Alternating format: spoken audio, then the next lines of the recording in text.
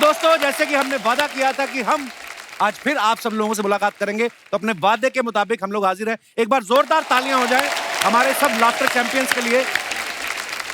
अब कैमरामैन से मेरी गुजारिश है कि सीधा जो कैमरा है अलबेला साहब के मुंह पे मारा जाए। अब मुस्कुराहट आ गई, लेकिन ये काफी देर से इनका मन था, इनका मन ना वो वाली भुआ की तरह हो गया था जिसके पति को सम्मान नहीं मिलता ना शादी में। अलबेला मेरा भाई, जोरदार तालियां अलबेला के लिए। देखो, आदमी को 24 घंटे मस्त रहना चाहिए, फालतू बातों में कोई मतलब नहीं है। अभी एहसान भाई कह रहे थे, बोले मैं 24 देश गया। होता है, लड़कियां ज्यादा कहती है ऐसे, मैं अमेरिका गई, मैं न्यूजीलैंड गई, मैं लंदन गई। भले यही पनवेल में पड़ी पड़े ही लिख देगी सोशल मीडिया पे यहाँ वहां गई। मैं ऐसी कोई बात नहीं करता। मैं सच बताऊं, मैं राजस्थान के एक छोटे से गांव से आपके बीच में आया हूं, और भगवान कसम में वापिस भी वहीं जाऊंगा। क्योंकि एक बात बताओ, अपन अमेरिका, न्यूजीलैंड, लंदन घूमते फिरे और अपने घर के सामने दूसरे घूमते फिरे, क्या मतलब है फालतू बात।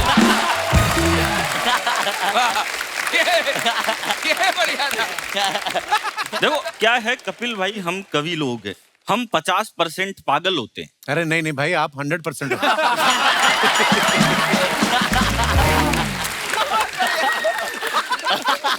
हम तो 50% ही होते हैं, 100% तो वो होता है जो हमको बुलाता है।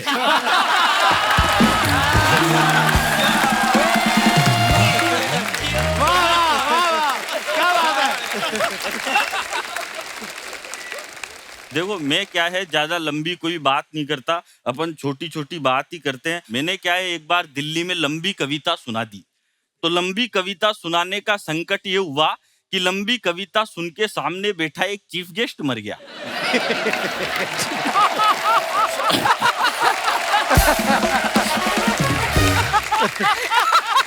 बैठ गया। हंसने की बात नहीं है, बात ये है कि पुलिस मेरे को पकड़ के अदालत में ले गई। बोले तूने ज्यादा लंबी कविता सुना के हमारे चीफ गेस्ट को मार दिया, अब तुझे फांसी पे लटकाया जाएगा, तेरी कोई अंतिम इच्छा हो तो बता। मैंने कहा जज साहब, वो चीफ गेस्ट तो मेरी आधी कविता सुन के ही मर गया, अब मैं आपको पूरी कविता सुनाना चाहता हूँ। और भगवान कसम, मेरी बहुत सारी कविताएं तो 10-20 साल से आधी अधूरी चल रही है। तो ऐसा करना पड़ता है आदमी को, क्या है, दिमाग से काम करना चाहिए, और मैं तो दिमाग से ही काम करता हूँ। आपने जितने भी कॉमेडियन बुलाए, इनमें सबसे ज्यादा दिमाग मेरे ही पास है। मैं तो एक दिन क्या है, एक दुकान पे चले गया, मैंने दुकानदार से कहा, मैंने कहा भाई साहब एक काम करो, 5 किलो चावल दो। वो बोला काई में लेके जाएगा? अरे मैंने कहा थैला लेके आया ना, इसमें लेके जाऊंगा। उसने 5 किलो चावल थैले में डाल दिए। मैंने कहा एक काम कर, 5 किलो गेहूं भी दे। वो बोला ये किस में लेके जाएगा? अरे मैंने कहा थैला लाया ना, इसी में मिक्स कर दे, मेरी लुगाई फिर ये बीनती रहेगी, तेरे को काई बात की टेंशन है। उसने दोनों एक में मिक्स कर दिए। मैंने कहा एक काम कर, 5 किलो बाजरा भी दे। वो बोला ये किस में लेके जाएगा? अरे मैंने कहा तू तो मिक्स कर दे, लुगाई कर लेगी अलग अलग, तेरे को कई बात की प्रॉब्लम है। अब जैसे ही मैं थैला उठा के जाने लगा तो बोला भाई साहब पेमेंट। मैंने कहा पेमेंट अगले साल। बोला मैं उधारी में धंधा नहीं करता। मैंने कहा नहीं करता तो तेरा माल वापस पकड़, अपने को कई बात की टेंशन।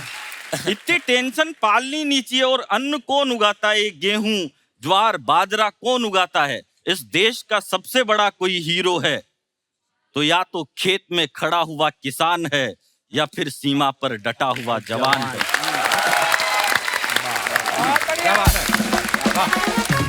बहुत बहुत धन्यवाद।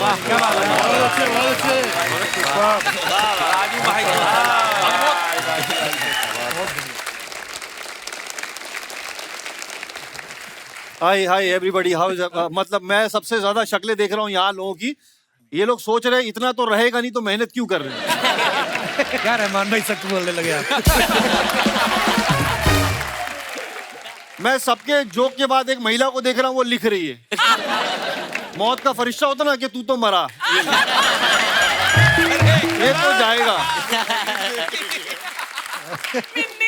तो हाँ, वो लिख रही है हमारे ये चैनल से, रहमान भाई चैनल से। हाँ, मैं आपका बहुत सम्मान करता हूँ। तो उर्दू की जो मैं बताता हूँ, मेरे घर से कॉमेडी शुरू हुई। पर रहमान भाई सॉरी मैं बीच में टोक रहा हूँ, पर आपकी उर्दू जो है जी। वो इतनी कमाल की है। लफ्ज की नॉलेज होना, उसको प्रोनाउंस करना, जो बिल्कुल। हमारा प्रोनाउंस भी गलत हो गया। तो कपिल भाई, ऐसा कि उर्दू तो माशाल्लाह बहुत से लोग अच्छी बोलते हैं, और कुछ लोग ऐसे हैं जहां नुक्ता नहीं वहां भी लगा देते हैं। वहां भी हाँ। वो एक्स्ट्रा बोलते हैं, जैसे पूछेंगे और भाई साहब खाना खाया। बहुत ब्रिलियंट। मैं बोला ऐसा तो किसी के बाप ने नहीं खाया होगा।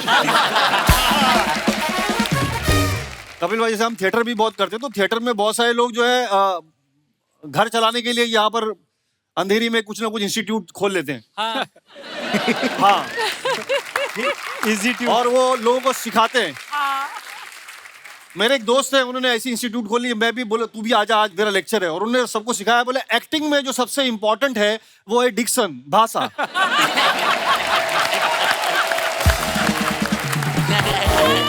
बोले भाषा मतलब जो तेरे पास नहीं है। तो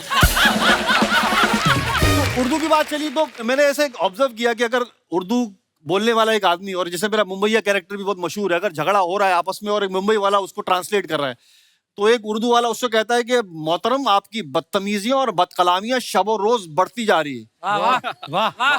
तो बोलता बोला क्या? बोला रात दिन बहुत पका रेला छोटे। बोले मोहतरम अपने दस्ते पा को हमारे रुखे ज़ैबा की जानिब से हटा लीजिए। बोले क्या? बोले खजुए मुंह पे से हाथ हटा। वाह वाह वाह, क्या बात है, बहुत बढ़िया। और हमारे घर से उर्दू शुरू होती है। मेरे वालिद साहब टीचर संस्कृत भी पढ़ाते थे, मतलब उनको तो उर्दू मैंने सीखी, और बड़ा शायराना माहौल था घर में, क्योंकि नाम ही शायराना रखे थे। क्या? मैं सबसे बड़ा रहमान, फिर इरफान, अच्छा फिर रिजवान, अच्छा फिर इमरान, फिर एहसान, फिर फैजान।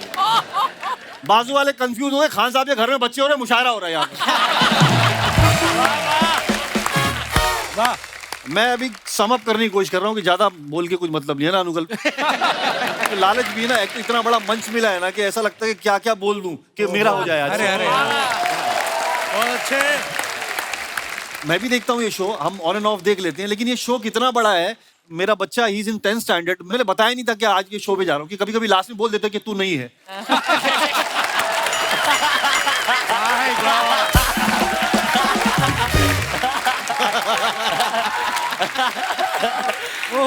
और अभी भी बताना मत, ये एडिट में भी काट देते हैं। देख भाई, ठाकुर बहुत भाई कटवा पूरी पूरी पूरी एंट्री कटी हुई है। तेरी किसी और वजह से कटी थी। ऑन सीरियस नोट कपिल भाई, मतलब मैं ऐसे ही घर में बताया, मैंने बच्चे को बताया कि पता आज मैं कहाँ जा रहा हूँ। मैंने बोला कि मैं द कपिल शर्मा शो पे जा रहा हूँ। कसम खुदा की बता रहा हूँ, मेरा बच्चा रोने लगा। वो रोने लगा क्योंकि इतने टाइम से उसने मेरे को घर पे बैठा हुआ देखा है। उसको लगा अब टीवी पे दिखेगा भी तो द कपिल शर्मा शो में, तो ही स्टार्टेड कराएगी। बस ये बात। लव यू भाई। तो मैं यहाँ आया, मेरा अचीवमेंट है, मैं इतना समझ रहा हूँ। रहमान भाई क्या बात है, बहुत बढ़िया। मैं बाखुदा बता रहा हूँ। तो मैं कपिल भाई, एक हम राजू भाई के साथ एक किस्सा बता रहा हूँ जो रियल इंसिडेंट है। हम मिडिल ईस्ट में कहीं शो कर रहे थे, और इत्तेफाक से सारा सब क्लियर करके हम लोग आए, बैगेज वैगेज। तो बाहर निकले तो वहाँ जो है अरबिक जो पुलिस होती है ना, वो बड़ी सख्त होती है, उनकी लैंग्वेज भी अलग है। उसने देख लिया हम लोग को, और उसने मुझे छोड़ के राजू भाई को पकड़ा। ताल खेना ईशानदा आफ्ता ईशानता। राजू भाई बोलते तेरे को समझ में आ रहा है? मैं उतना मुसलमान नहीं हूं।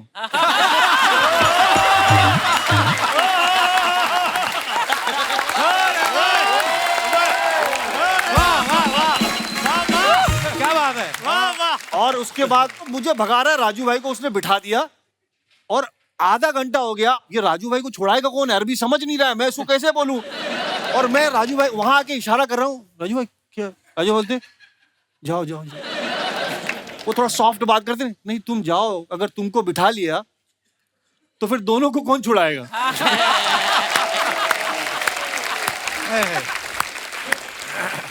ऑर्गेनाइजर आए और किस्सा तमाम।